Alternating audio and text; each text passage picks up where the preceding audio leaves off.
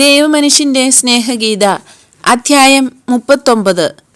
ഈശോയ്ക്ക് പ്രായപൂർത്തിയാകുന്നതിൻ്റെ ഒരുക്കങ്ങൾ. നസ്രസിൽ നിന്നുള്ള പുറപ്പാട്. ഈശോയിൽ നിന്ന് എനിക്ക് ഒരു വാഗ്ദാനം ലഭിച്ചു. ഞാൻ ഈശോയോട് പറഞ്ഞു, ഈശോ, അങ്ങ് പ്രായപൂർത്തിയിലെത്തിയതിൻ്റെ ക്രമം എനിക്ക് കണ്ടാൽ കൊള്ളാമായിരുന്നു. ഈശോ മറുപടി പറഞ്ഞു, നമ്മൾ സ്വസ്ഥരായിരിക്കുമ്പോൾ രഹസ്യത്തിന് അതിൻ്റെ ക്രമം തെറ്റിക്കാതെ ഞാൻ ആദ്യമേ തന്നെ അത് കാണിച്ചു തരാം. എൻ്റെ അമ്മ എൻ്റെയും യൂദാസിൻ്റെയും ജെയിംസിൻ്റെയും അധ്യാപിക എന്നത് കഴിഞ്ഞാലുടനെ ഇത് ചേർക്കണം. അതിനുശേഷം ദേവാലയത്തിലെ തർക്കവും ചേർക്കണം. തൊട്ടി പോലുള്ള ഒരു മൺപാത്രത്തിന് മുകളിലേക്ക് മേരി കുനിഞ്ഞു നിന്ന് തിളച്ച് ആവി പൊങ്ങുന്ന എന്തോ സാധനം ഇളക്കിക്കൊണ്ടിരിക്കുന്നത് ഞാൻ കാണുന്നു. നസ്രസിലെ അടുക്കളത്തോട്ടമാണ് രംഗം. ശൈത്യകാലത്തിൻ്റെ ഒത്ത മധ്യമാണെന്ന് തോന്നുന്നു.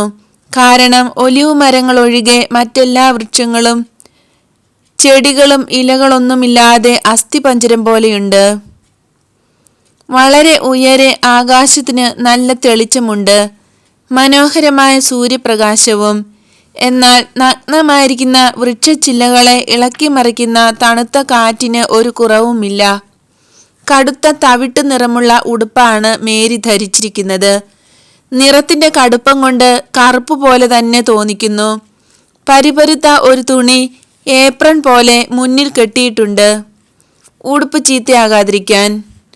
ഇളക്കിക്കൊണ്ടിരിക്കുന്ന കോൽ മേരി വെളിയിലേക്ക് എടുക്കുന്നു. അതിൻ്റെ അറ്റത്ത് നിന്ന് ചുവപ്പ് നിറമുള്ള 2-3 തുള്ളികൾ ഇറ്റു വീഴുന്നു. മേരി അത് നോക്കുന്നു. അവളുടെ വിരലുകൾ കൊണ്ട് അതിൻ്റെ നിറം പരിശോധിക്കുന്നു. തൃപ്തിയായതുപോലെ തോന്നുന്നു. അവൾ വീട്ടിനുള്ളിലേക്ക് പോയി കുറേയധികം വെള്ള കമ്പിളി നൂൽക്കെട്ടുകളുമായി വരുന്നു. ആ കെട്ടുകൾ ഓരോന്നും വളരെ സൂക്ഷിച്ച് ക്ഷമയോടെ തൊട്ടിയിലുള്ള ചായത്തിൽ മുക്കുന്നു.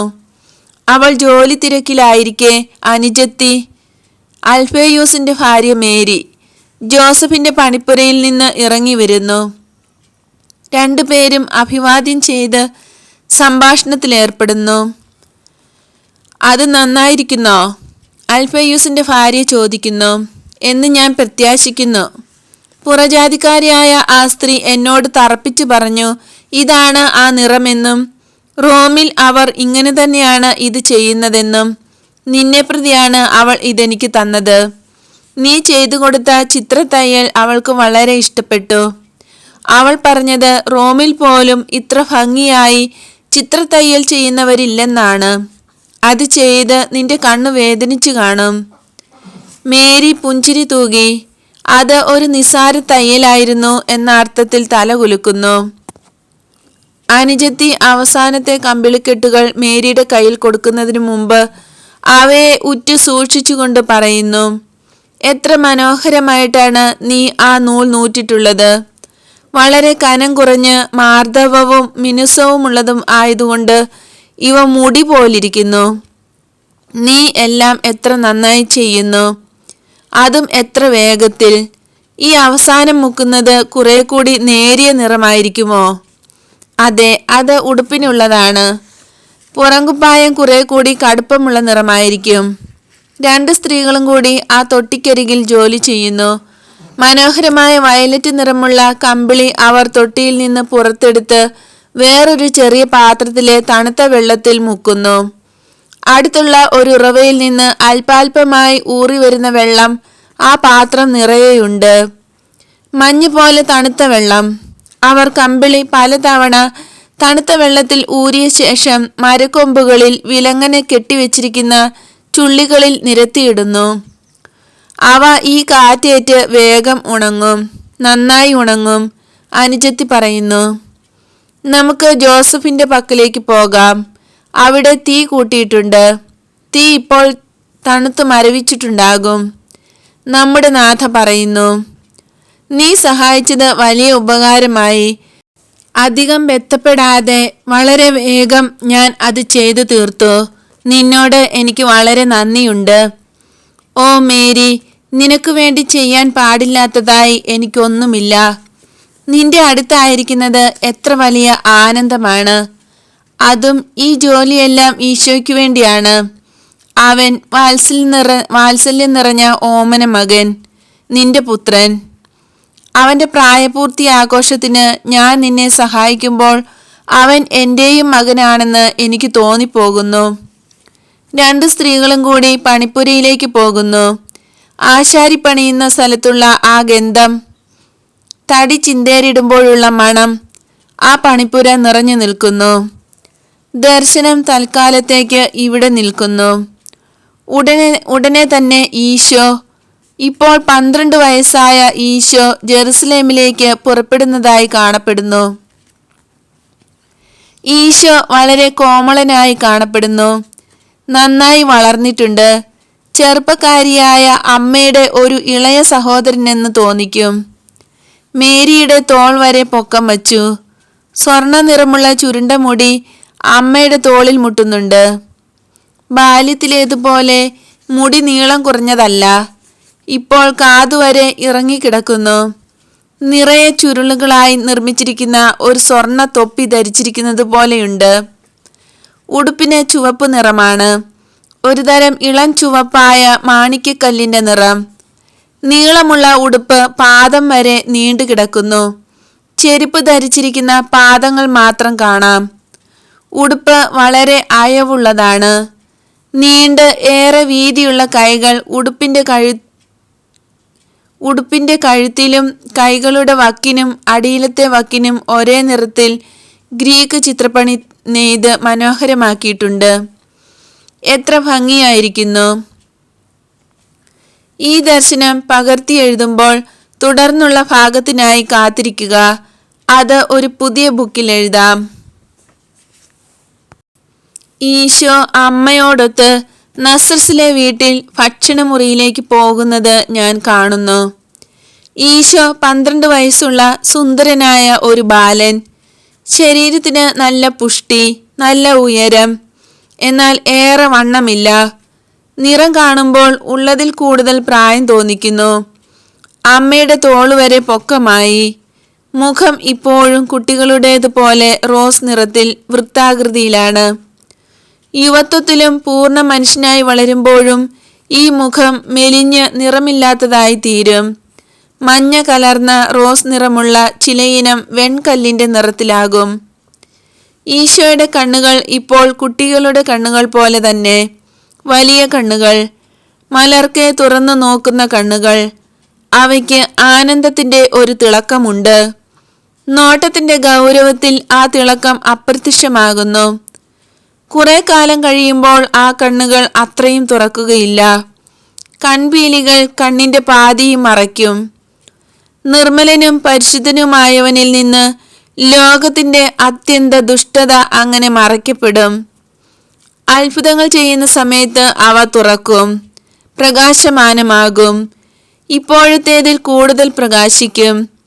പിശാചുകളെ ബഹിഷ്കരിക്കുകയും മരണത്തെ പരാജയപ്പെടുത്തുകയും രോഗങ്ങളും പാപങ്ങളും നീക്കി ആരോഗ്യം പ്രദാനം ചെയ്യുകയും ചെയ്യുമ്പോൾ പിന്നീട് ഗൗരവത്തോട് ചേർന്ന ആ പ്രകാശം ഉണ്ടാവുകയില്ല. പാപവും മരണവും കൂടുതലായി ഉണ്ടാകും. അവ വളരെ അടുത്തായിരിക്കും. അവയോടൊപ്പം മനുഷ്യരുടെ വെറുപ്പും ദുഷ്ടതയും നിമിത്തം സ്വന്തം ബലികൊണ്ട് ഒരു ഉപകാരവും ഉണ്ടാവില്ലല്ലോ എന്ന മാനുഷികമായ അറിവും ആ പ്രകാശത്തെ ഇല്ലാതാക്കും. വളരെ വിരളമായി മാത്രമേ ഇനി ആ കണ്ണുകൾ പ്രകാശിക്കുകയുള്ളൂ. ആത്മാർത്ഥത നിറഞ്ഞ വിശ്വാസികളോടും പ്രത്യേകിച്ച് പരിശുദ്ധരായ ആളുകളോടും വിശിഷ്യ കൊച്ചുകുട്ടികളോടും കൂടെയായിരിക്കുമ്പോൾ മാത്രമേ ശാന്തവും പരിശുദ്ധവുമായ ആ കണ്ണുകൾ ഇനി സന്തോഷത്താൽ പ്രകാശിക്കുകയുള്ളൂ. എന്നാൽ ഇപ്പോൾ ഈശോ വീട്ടിൽ അമ്മയുടെ കൂടെയാണ്. ജോസഫ് പുഞ്ചിരി തൂകിക്കൊണ്ട് മുന്നിൽ നിൽക്കുന്നു. സഹോദരന്മാർ അടുത്തുവന്ന് അത്ഭുതത്തോടെ നോക്കുന്നു. ഇളയമ്മ മേരി അൽഫേയൂസ് ഈശോയെ വാത്സല്യപൂർവ്വം തലോടുന്നു. ഇപ്പോൾ ഈശോയ്ക്ക് സന്തോഷമാണ്. എൻ്റെ ഈശോയ്ക്ക് സന്തോഷം തോന്നണമെങ്കിൽ സ്നേഹം വേണം. ഈ സമയത്ത് അതുണ്ട്. വളരെ അയവുള്ള ഒരു രോമ ഉടുപ്പാണ് ഈശോ ധരിച്ചിരിക്കുന്നത്. ഇളം ചുവപ്പായ മാണിക്യത്തിന്റെ നിറം, വളരെ മാർദ്ദവമുള്ള രോമത്തുണി, വളരെ നേർമയിൽ ഉറപ്പായി നെയ്തെടുത്ത തുണി. ഉടുപ്പിന്റെ കഴുത്തിലും കൈയുടെ അഗ്രത്തിലും അടിയിലത്തെ വക്കോട് ചേർന്നും ഗ്രീക്ക് ചിത്രപ്പണികൾ നെയ്ത് ചേർത്തിട്ടുണ്ട്. അവയ്ക്ക് കുറെ കൂടി കടുപ്പമുള്ള ചുവപ്പ് നിറമാണ്.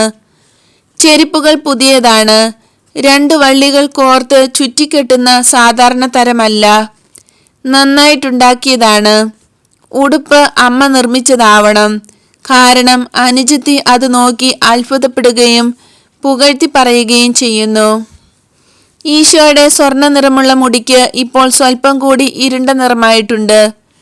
ചെവിക്ക് താഴെ വരെ ചുരുണ്ടുകിടക്കുന്ന മുടിക്ക് ഇപ്പോൾ ചുവപ്പ് കലർന്ന തവിട്ടു നിറമാണ്. ശൈശവത്തിലുണ്ടായിരുന്ന ആ മനോഹരമായ ചുരുളുകളല്ല ഇപ്പോൾ. ഒരു പൂർണ്ണ മനുഷ്യനായി വളർന്നു കഴിയുമ്പോൾ ഈ മുടി തോളിൽ മുട്ടി സ്വർണ്ണത്തിര പോലെ അറ്റത്ത് ഒരു വലിയ ചുരുളായിട്ടാണ് കിടക്കുക. ഇപ്പോൾ മുടിക്ക് ഈ രണ്ടാമത് പറഞ്ഞതിനോടാണ് കൂടുതൽ സാദൃശ്യം. ഇതാ ഞങ്ങളുടെ മകൻ എന്ന് പറഞ്ഞുകൊണ്ട് മേരി തൻ്റെ വലതു കൈകൊണ്ട് ഈശോയുടെ ഇടതു കൈ പിടിച്ചു പൊക്കുന്നു. ഈശോയെ എല്ലാവർക്കും പരിചയപ്പെടുത്തുകയും പുഞ്ചിരി തൂകി നിൽക്കുന്ന ജോസഫിന്റെ പിതൃത്വത്തെ സ്ഥാപിക്കുകയുമാണ് ചെയ്യുന്നതെന്ന് തോന്നുന്നു. അവനെ അനുഗ്രഹിക്കൂ ജോസഫ്. ജെറുസലേമിലേക്ക് പോകും മുമ്പ് അനുഗ്രഹം നൽകൂ എന്ന് മേരി കൂട്ടിച്ചേർക്കുന്നു. ജീവിതത്തിലേക്കുള്ള ആദ്യ കാൽവയ്പിൽ അനുഗ്രഹിക്കുന്ന ചടങ്ങൊന്നും ഉണ്ടായിരുന്നില്ല. കാരണം ഈശോ സ്കൂളിൽ പോകേണ്ട ആവശ്യമുണ്ടായില്ല. എന്നാൽ ഇപ്പോൾ പ്രായമെത്തി എന്ന് പ്രഖ്യാപിക്കപ്പെടാൻ ദേവാലയത്തിലേക്ക് പോകുകയാണല്ലോ. അതിനാൽ ദയവായി ഈശോയെ അനുഗ്രഹിക്കൂ. അവനോടൊപ്പം എന്നെയും അനുഗ്രഹിക്കൂ. നിന്റെ അനുഗ്രഹം അവനെ ശക്തിപ്പെടുത്തും. മകനിൽ നിന്ന് അല്പം അകന്നു നിൽക്കാൻ എനിക്ക് ശക്തി തരും. മേരി വിതുമ്പിക്കരയുന്നു നിശബ്ദമായി. മേരി, ഈശോ എന്നും നിന്റേതായിരിക്കും. ഈ കർമ്മം നമ്മുടെ പരസ്പര ബന്ധത്തെ ഒട്ടും ബാധിക്കില്ല. നമ്മുടെ ഈ ഓമനപുത്രനു വേണ്ടി നമ്മൾ തമ്മിൽ ഒരിക്കലും തർക്കമുണ്ടാകുകയില്ല. ജീവിതത്തിൽ ഈശോയെ നയിക്കാൻ നിർമ്മലയായ എൻ്റെ മണവാട്ടി, നിന്നെപ്പോലെ അർഹതയുള്ള ഒരുത്തരുമില്ല. മേരി കുനിഞ്ഞ് ജോസഫിന്റെ കരം പിടിച്ച് ചുംബിക്കുന്നു. സ്നേഹവും ബഹുമാനവുമുള്ള മണവാട്ടി. സ്നേഹത്തിന്റെയും ബഹുമാനത്തിന്റെയും ഈ അടയാളം ജോസഫ് മഹിമയോടെ സ്വീകരിക്കുന്നു. അനന്തരം മേരി ചുംബിച്ച ആ കരമുയർത്തി അവളുടെ ശിരസിൽ വച്ചുകൊണ്ട് പറയുന്നു, ശരി, ഞാൻ നിന്നെ അനുഗ്രഹിക്കുന്നു. ഓ ഭാഗ്യപ്പെട്ടവളെ, നിന്നോടുകൂടെ ഈശോയെയും ഞാൻ അനുഗ്രഹിക്കുന്നു. എൻ്റെ ജീവിതത്തിൻ്റെ അന്തസ്സത്തെയും നിങ്ങളാണ്. ജോസഫ് വളരെ ഭയഭക്തികളോടെ ഗൗരവപൂർവമാണ് സംസാരിക്കുന്നത്. കൈകൾ രണ്ടും നീട്ടി കൈപ്പത്തികൾ കമിഴ്ത്തി കുനിഞ്ഞു നിൽക്കുന്ന 2 ശിരസുകൾക്ക് മീതെ പിടിച്ചിരിക്കുന്നു. 2 ശിരസുകൾക്കും സ്വർണ്ണ നിറം. പരിശുദ്ധമായ 2 ശിരസുകൾ. ജോസഫ് അനുഗ്രഹവചസ്സുകൾ ഉച്ചരിക്കുന്നു. കർത്താവ് നിങ്ങളെ കടാക്ഷിച്ച് നിങ്ങളെ അനുഗ്രഹിക്കട്ടെ. അവിടുന്ന് തൻ്റെ കരുണ നിങ്ങളുടെ മേൽ വർഷിക്കുകയും തൻ്റെ സമാധാനം നിങ്ങൾക്ക് നൽകുകയും ചെയ്യട്ടെ. കർത്താവ് തൻ്റെ അനുഗ്രഹം നിങ്ങൾക്ക് നൽകട്ടെ. അനന്തരം ജോസഫ് പറയുന്നു, ഇനി നമുക്ക് പോകാം. യാത്രയ്ക്ക് യോജിച്ച മണിക്കൂറാണിത്. മേരി കടും തവിട്ടു നിറം കലർന്ന വീതിയുള്ള ഒരു പുറങ്കുപ്പായമെടുത്ത് ഈശോയെ ധരിപ്പിക്കുന്നു. അത് ധരിപ്പിക്കുകയും സ്നേഹപൂർവ്വം ആലിംഗനം ചെയ്യുകയും ചെയ്യുന്ന രംഗം എത്ര വിസ്മയാവഹം. അവർ പുറത്തിറങ്ങി വീട് അടച്ച് ഭദ്രമാക്കുന്നു. യാത്ര ആരംഭിക്കുകയായി. മറ്റു തീർത്ഥാടകരും അതേ ലക്ഷ്യത്തിൽ യാത്ര ചെയ്യുന്നു. ഗ്രാമത്തിനു വെളിയിലെത്തിയപ്പോൾ സ്ത്രീകൾ പുരുഷന്മാരിൽ നിന്ന് വേർതിരിയുന്നു. കുട്ടികൾ അവർക്കിഷ്ടമുള്ളവരുടെ കൂടെ പോകുന്നു. ഈശോ അമ്മയുടെ കൂടെയാണ് പോകുന്നത്.